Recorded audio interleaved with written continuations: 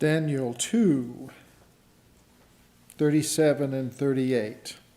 You, O king, are a king of kings, for the God of heaven has given you the kingdom, power, strength, and glory.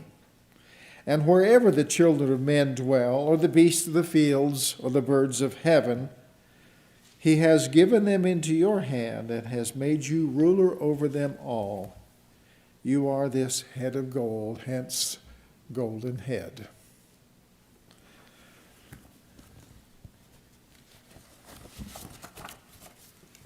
Get the right papers out here. There we go.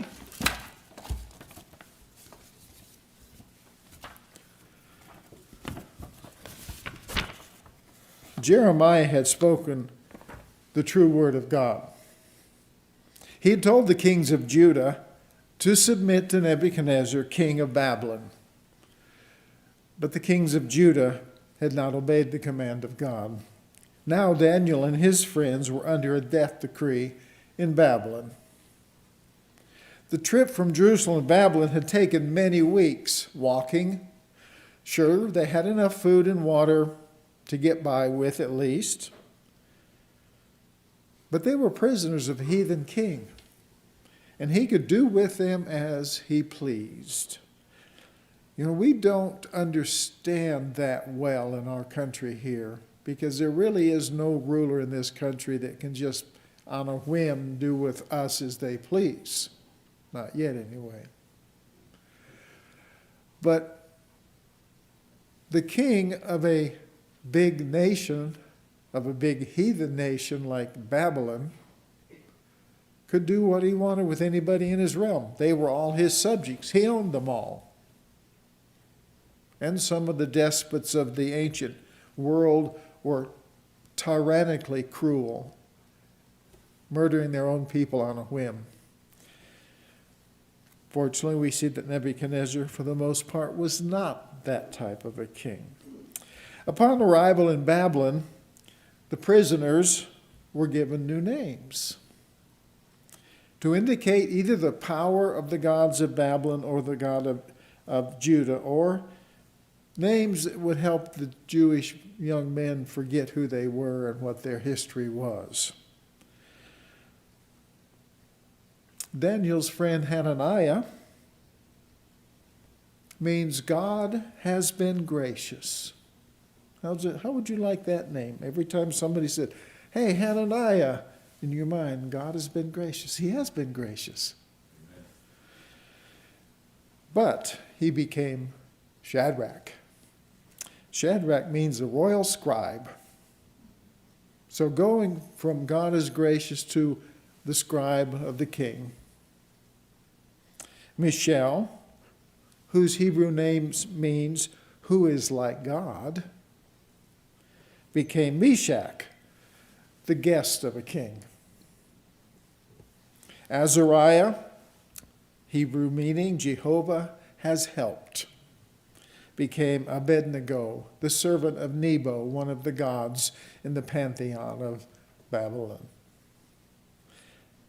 And Daniel, God is my judge, was given the name Belteshazzar, meaning Beltus, protect the king. Beltus, again, another one of the gods in the pantheon of Babylon. So they get to Babylon. They change their names. And by the way, I find it always interesting. We remember Daniel's name, and maybe it's because he wrote a book and he named it, or it was named Daniel. It was his book. But we generally, if you ask most Christians, who are Daniel's three friends, what are you going to get? Shadrach, Meshach, and Abednego. And you ask them, well, what were the Hebrew names? The vast majority of people would say, I don't remember. So in one small way, the Babylonian process of renaming them has worked. We're several thousand years away from them when we remember the Babylonian names more than the Hebrew names. Now, much to the surprise of these young men, they were not put at hard labor, but they were put into the university. And what did they study? They had a 3-year course. You know, I went to college for 4 years to get my undergraduate degree. These guys are in college for 3 years, and they're learning literature, the sciences, quote, of the Babylonians, and the religion of the Babylonians. So for 3 years, Daniel, Hananiah, Mishael, and Azariah are learning all that they can possibly, their heads are being filled up with all of the Babylonian myths, lore, religion, science, literature. They become very, very wise, according to the Babylonians, which is what they wanted. They joined the group of men called wise men for the king. They were given food from the king's table. Have you ever thought you would like to eat like the president eats? As I recall, we had a president not too long back that he liked cheeseburgers. If he had his way, he got a cheeseburger. His wife didn't let him have them very often, though, as I recall. It wasn't good and healthy for him. But, we don't think along those lines, but it was quite an honor. The king said, I'm going to take care of you, and I'm going to take care of you in a lavish manner. Because you think the king ate poor food, according to their ideas of good food? No, he didn't. He had the finest of everything, and he was giving these wise men, these students, that kind of food. Well, most of the young men in this group, because Daniel and his 3 friends were not the only young men taken at that time in 605 BC, a large number of young people were taken from Jerusalem to Babylon. Nebuchadnezzar was no fool. If he could get these young Hebrew men indoctrinated in his way of doing things, then he would have people to help control the Jewish people. It's interesting. Most of the young men who came with this group to Babylon adjusted to the change of circumstances, basically by using the adage, and I'm going to paraphrase here, when in Babylon, do as the Babylonians. Not Daniel. Turn with me to Daniel 1:8.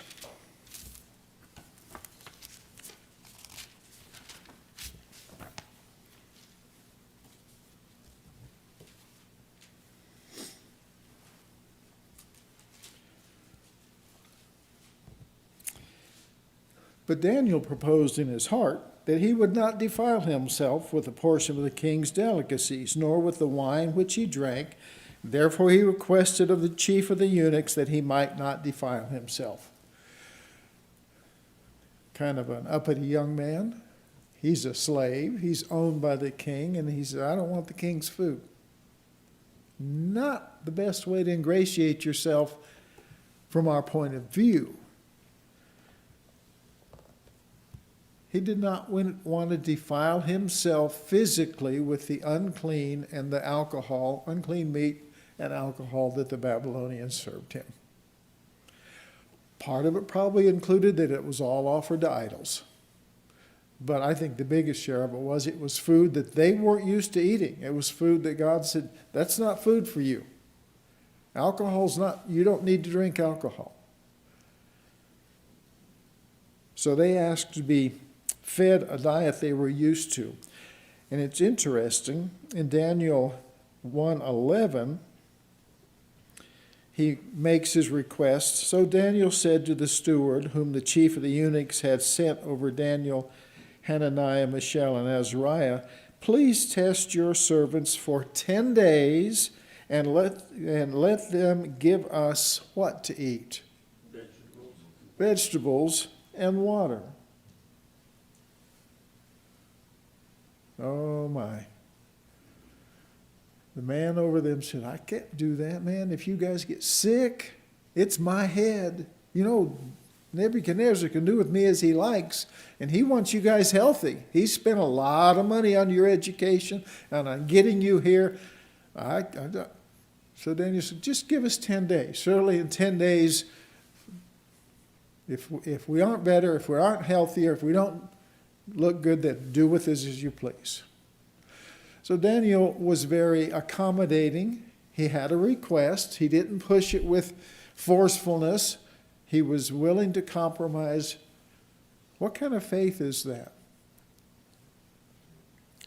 Do you think a 10-day change in your diet can make a difference? Generally, we don't think that's the case. It's interesting, though, because even today, if you make drastic changes for 10 days, there are almost instantaneous changes in your body. But Daniel had the faith that God would honor his request because it was according to God's will. So after 10 days, Daniel and his friends were examined, they were checked out, and the old King James says they were fairer and fatter. The New King James says that, let me find it here real quick, they appeared better and fatter in flesh than all the other young men.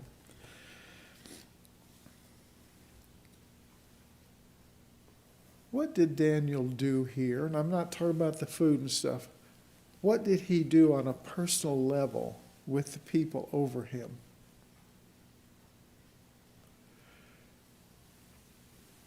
He asked a reasonable request, and he may have explained, this is not the food we're used to eating. Actually, in 10 days of eating the king's food probably would have made him sick, because that's not what he was used to. But he was setting himself in a position where these men over him thought, hey, this young man, he's pretty wise already. He offers suggestion that's reasonable. And then what he says come to pass. He's looking good. Making positive reinforcements to those people around him of who he was and the God that he served. It would pay big dividends.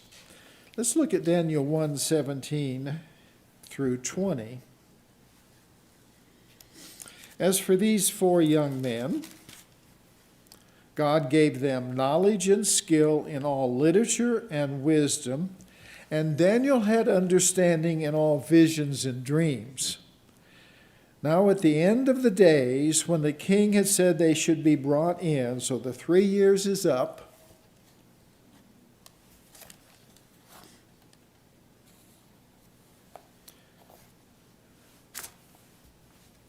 the chief of the eunuchs brought them before Nebuchadnezzar. Now, what a graduation, or final test, if you like.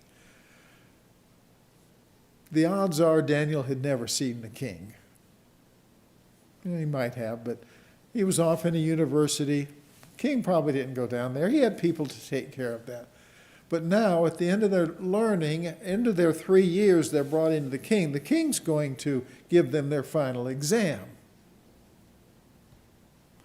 And the king interviewed them, and among all of them, none was like Daniel, Hananiah, Mishael, and Azariah. Therefore, they served where? Before the king. Now, I'm actually getting to a specific point, so bear with me. It's a story you know, but I think there are steps in there we've not thought of before. Daniel wanted food that was plain and simple. By being reasonable, he got it. 3 years later, he's brought before the king. And the Bible says that God gave them knowledge and understanding and literature and wisdom, and Daniel could interpret dreams and visions. Now the king says, I want these guys close to me. Now, these men are probably in their early 20s. They were probably teenagers when they were taken to Babylon. Do you think they were the frontline wise men for the king? No. He had lots of other men who had served him for years. They were older, wiser, and he had relied on them. But Daniel was close by. He was in that group that could give counsel to the king. And in all matters of wisdom and understanding about which the king examined them, he found them how much better? 10 times. Then who? His other classmates? No. Then all the magicians and the astrologers that were in his realm.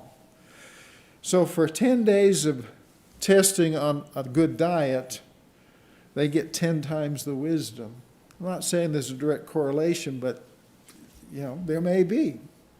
They were honoring God in every way they could under the circumstances, and God in return honored them. How often do we honor God in all the circumstances? And how has God honored us? Something to ponder, something to think about.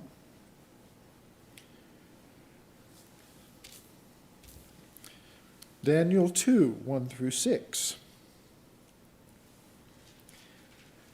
Now the second year of Nebuchadnezzar's reign, Nebuchadnezzar had dreams, and his spirit was so troubled that his sleep left him. I don't dream very much, or at least not that I can remember. Seldom do I remember a dream. It's interesting. I have one dream from my childhood I remember. I'm not going to give it to you. It's a scary dream, but I've never forgotten it. But in the ancient world, especially among the rulers, dreams were considered to be messages from the gods. And they took dreams and their interpretations very, very seriously. And it says here that Nebuchadnezzar had a dream, and it troubled him so much that he got insomnia, couldn't go back to sleep. Then the king gave the command to call the magicians, the astrologers, the sorcerers, and the Chaldeans to tell the king his dream. So they came and stood before the king. Was Daniel in this group? He belonged to this group, but he was not a senior counselor. He was not called. I can almost see the senior counselors. Well, let's get all our best guys. Don't worry about those little young upstart Jews. They're not important. So they go to the king. And the king said, I have had a dream, and my spirit is anxious to know the dream or the understanding. Then the Chaldeans spoke to the king in Aramaic, O king, live forever. Tell your servants the dream, and we'll give you the interpretation. Standard operational procedure for wise men of the ancient world. They truly were quite wise. They were smart enough, they were knowledgeable enough that they could take a dream and weave an answer that seemed logical. At least enough to keep the king happy. Oh my. The king answered and said to the Chaldeans, my decision is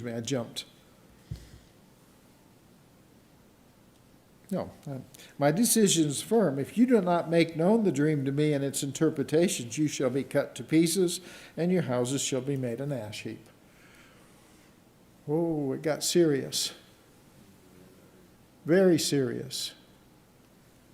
And as you recall the story, they pled with the king. No king asks us to. That's only for the gods. Only the gods could tell us your dream. We can't do that. Oh, but they had been claiming to be spokesmen for the gods for years. They'd claimed things they couldn't do because they didn't figure the king would ever call them on it. It was extreme. Basically, the king was telling these wise men, put up or shut up. Do what you say you've been able to do. I need to know this. And he really did need to know it. He didn't understand how much he needed to know it. But he was serious enough that he would have wiped out his entire senior group of counselors because they couldn't do what he asked.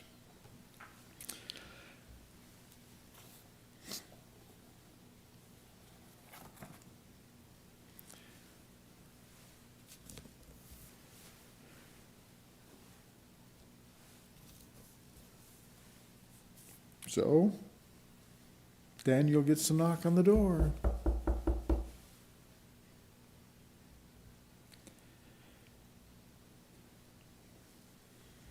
And there's one of the men who's over him. You guys got to come with us. How come?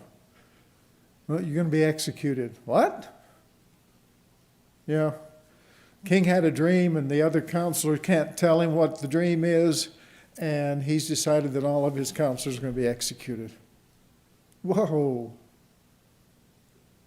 They're under death decree, and it seems to be, the guy was there. You're coming with me. Probably go put him in prison so they couldn't run away until such time as the executions would take place. The indication is that it was going to be fast. The king wasn't playing around. He was going to start very quickly doing away with these charlatans. And here is where Daniel's, I almost want to say God-like, God-inspired person, the fact that he had dealt not vindictively, not angrily with his captors, so that he had the ear, and he said, hey, can we get a little time? We want to work on this. Can you give us some time? And time was given. It's interesting. Why was it given? Why weren't they just executed out of hand like the rest of them?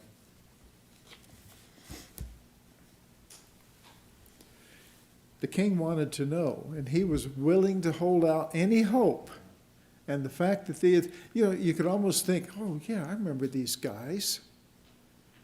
When one of the men over the four Hebrews said, King, you remember Daniel and Shattuck, Meshach, and Abednego? You remember they were those young men? Oh yeah, I remember. They were really pretty good. They were smart. They were intelligent. Well, they've asked for a day to see if they can't answer the king. Oh, okay. I can do that. 24. I can live with 24 hours. Can you almost see his mind working? He wanted to know the answer. And he knew enough about Daniel and his friends that he had that hope, that glimmer that he might get what he needed.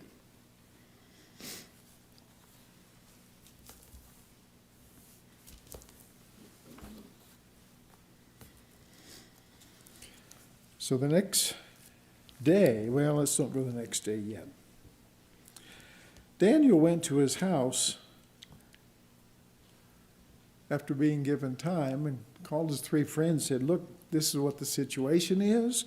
We're going to have an all-night prayer meeting.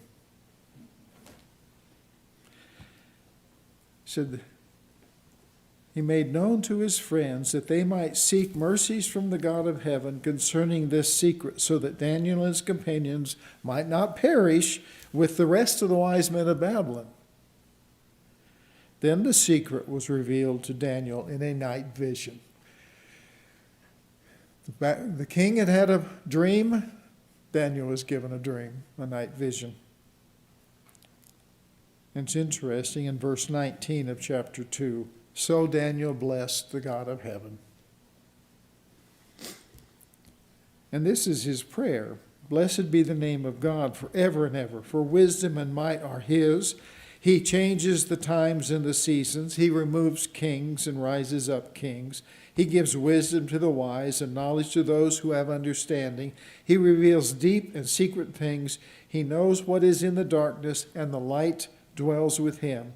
I thank you and praise you, O God of my fathers. You have given me wisdom and might. You have now made known to me what we asked of you, for you have made known to us the king's demand.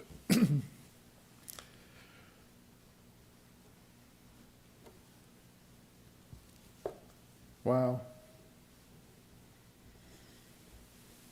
Now he's going to go before the king, before Nebuchadnezzar. He's going to be the center of attention.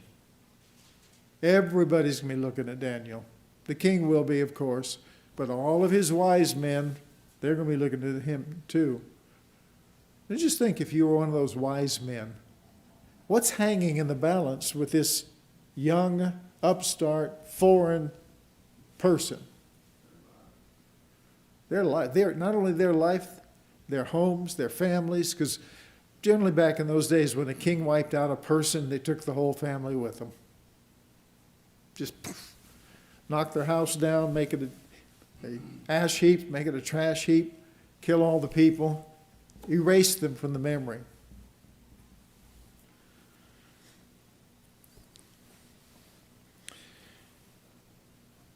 In verse 28,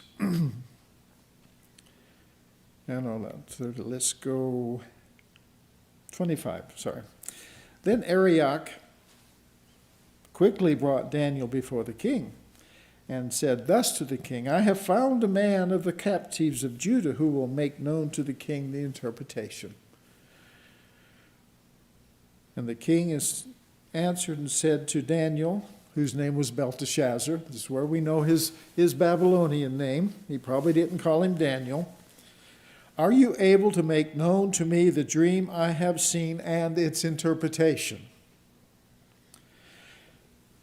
Daniel's answer is interesting. Daniel answered in the presence of the king and said, the secret which the king has demanded, the wise men, the astrologers, the magicians, and the soothsayers cannot be declared to the king. Whoa, that's not what the king wanted to hear. But Daniel's putting out at the very beginning, this is not something Daniel's doing. Because he goes on, there is a God in heaven who reveals secrets. He has made known to the king what will happen in the latter days. Your dream and the vision of your head upon your bed are these. As for you, O king, thoughts came to your mind while on your bed about what would come to pass after this. And he who reveals secrets has made known to you what will be. He was thinking about his legacy. I mean, he was at the height of the Babylonian kingdom. He was the most powerful king of Babylon. His grandson, his son, it would fall underneath. When that king reigned, Babylon would fall. Nebuchadnezzar would be gone, but it wasn't going to last. And he wondered, what's going to happen to my kingdom? It's kind of interesting. They must have believed in reincarnation too, like he'd be around to know. Not going to be that way. Well, Daniel explains the dream. Of course, he talks about the four kingdoms, the mixed kingdoms. It's interesting. Queen Victoria, who reigned from 1834, I believe, something in the early 1800s to 1902, give or take, was either by marriage or blood tied with virtually every major ruling family of Europe. They were all nephews, nieces, in-laws to Queen Victoria, which was common for royalty to marry with other royalty to pull it together. And then he says, you saw, he explains the golden head, the silver shoulders, the belly and thighs of belly and brass, legs of iron and clay in the toes. And often we stop there, but there was more to the dream. He saw a stone cut without human hands come hurtling at this, struck it on the feet and ground all the gold, silver, iron, bronze, clay into dust, and it blew away. And the rock grew until it filled the whole world. Can you see in Nebuchadnezzar's mind as he's talking and telling this, he's lighting up. Yeah, oh yeah, that's the dream. And Daniel said, the dream is certain, and its interpretation is just as certain. Daniel went on to tell Nebuchadnezzar that you're the king, you're the head of gold. Oh, don't you know that? I'm the head of gold. Oh, that's cool. Yeah. It sank into him a little later that he didn't like being just the head of gold. But here, He's pretty happy about it. And he explains what's going to happen, that eventually all the kingdoms of the world are going to be gone, and God will set up a kingdom that will be an eternal kingdom forever and ever. Now, why in the world did God send this kind of a dream to Nebuchadnezzar? You ever thought about that?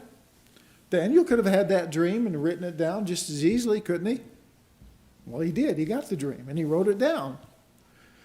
But why Nebuchadnezzar?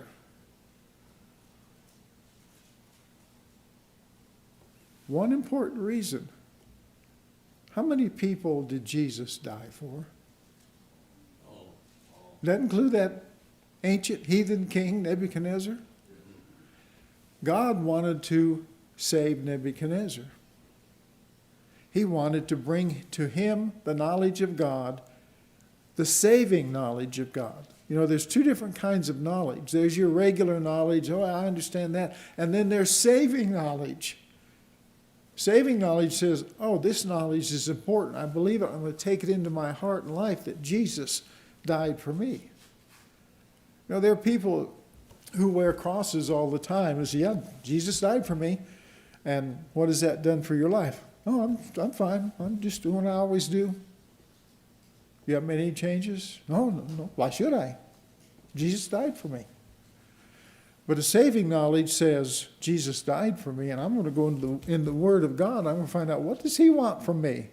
And changes will be made in our lives when we have the saving knowledge of Jesus Christ. So Nebuchadnezzar, as one piece, you know, God never just does one thing at a time, I don't believe. I think we sometimes read the stories in the Bible a little too simply. Well, he did this, and this is what happened. And we don't realize that he did this, and this, and this all happened. So in the case of the king, eventually, it would take a few years, but he elevated Daniel to the senior members, he and his friends, of his counselors. Now Daniel was with the king all the time. Now when the king had questions, Daniel had answers that were given by God. So over a period of time, Nebuchadnezzar came to realize that this man, Daniel, and his friends knew the God, the true God of the universe, and had an effect on his life.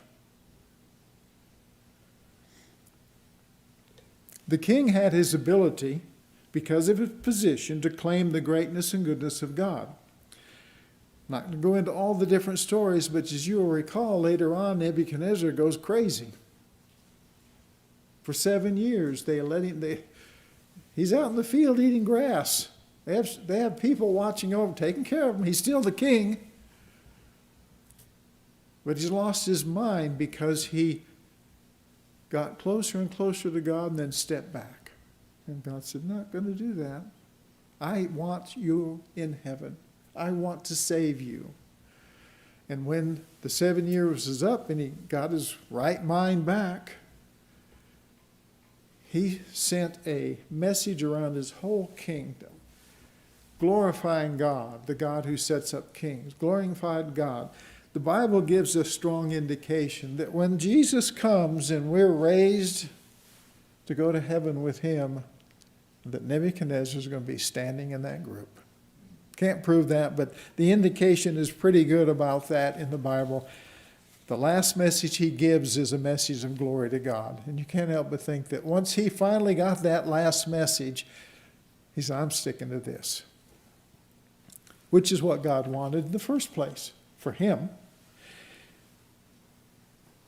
Do you have a Nebuchadnezzar in your life? Is there somebody in your life that needs you there so that the blessing of God can be brought to you, to them personally? Think about that. I'm not talking about some powerful person. I think all of us have people in our lives that by our very presence and the fact that we stand for what's right, that we, if we're asked advice, we give advice that is biblically based. We turn their eyes toward Jesus. And sometimes we may think, doesn't seem to be doing any good. Wonder how often it was with Daniel. He looked at the king, and the king went back to his old ways thinking, sure wasting my time with Nebuchadnezzar. We leave it with God. But he never stopped. All the way to the end of Nebuchadnezzar's life, Daniel was a wise counselor, a counselor of the true God to Nebuchadnezzar. Do we give glory in all aspects of life as Daniel did? You know, he came right up. No human being can tell you this dream. And I can almost see the king go. But Daniel didn't stop. But there's a God in heaven. And this is what the God in heaven says. Do we surrender our lives to God to be used by him, whatever he decides? Did Daniel want to go to Babylon? When he was a young boy in Jerusalem, did he ever say, I think I'd like to go to Babylon? I don't think so. He certainly did not want to go to Babylon in chains, if not literally, figuratively. He did not want to spend the weeks and weeks tramping through the desert and around. He did not want to die because the other counselors couldn't tell the king a secret. But in all of it, we never see in Daniel anything but raising glory to God, no matter what the circumstances. That's hard from our human point of view. If God is living in us, if we've committed our lives to him as he did, then it's not hard because we simply do what God puts in us. And God puts in us glory to him and salvation to those around us. I would challenge us to make that daily commitment to live the life that God would have us live. You sometimes say, well, I'm not sure what I'm supposed to do. You know, there were times Daniel probably wasn't sure what he was supposed to do. He waited patiently for God to show him. That's hard for us. We don't do patience well, I don't think. I don't. I'd like to know what I need to do. Give me my stuff, what you want me to do, and I'll go do it. But God doesn't work that way. God says, wait on me. When it's time, I'll let you know. Then do it my way, and everything will be good. When we submit to God, when we surrender our lives to him daily, God will use us, direct us, and because of our surrender, save us, which is what he wants to do for us, just like he wanted to do for Nebuchadnezzar.